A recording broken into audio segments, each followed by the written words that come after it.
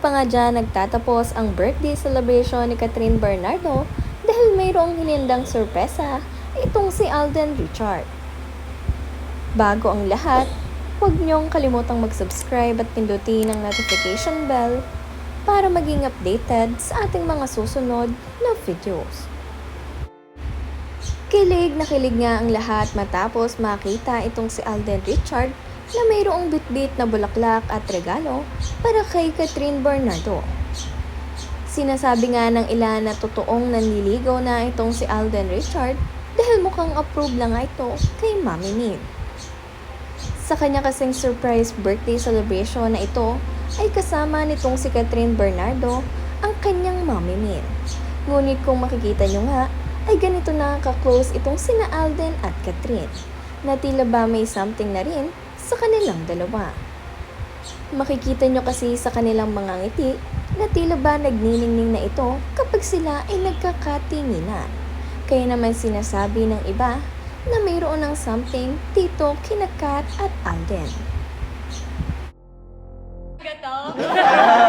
There's more! Thank you so much, Kimmy, Boopy, my glam team, and everybody. Thank you. Kasi sabi namin detox, but it's been a day. Let's go. Thank you so much. I love you all. Thank you. Woo! Okay, let's go! Makikita nyo nga rin na mukhang mas happy ngayon itong si Catherine Bernardo. At makikita nyo naman na ganito na sila ka-close ni Alden Richard.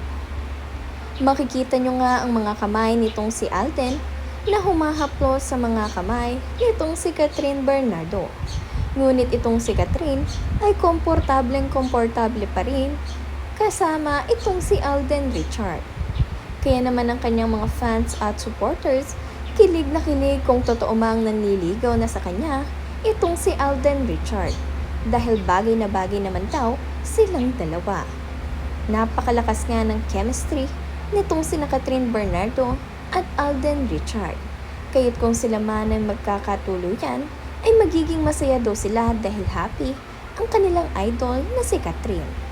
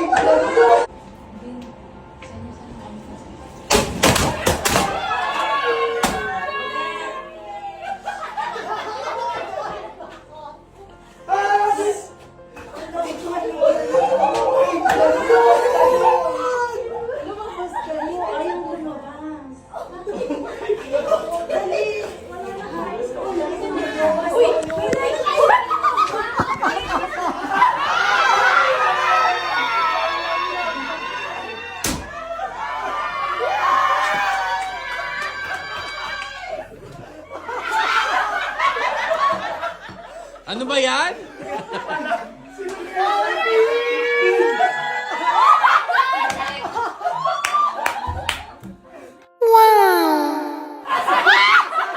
Na-stress pa ako! Sabi ko, I have to go to the sun.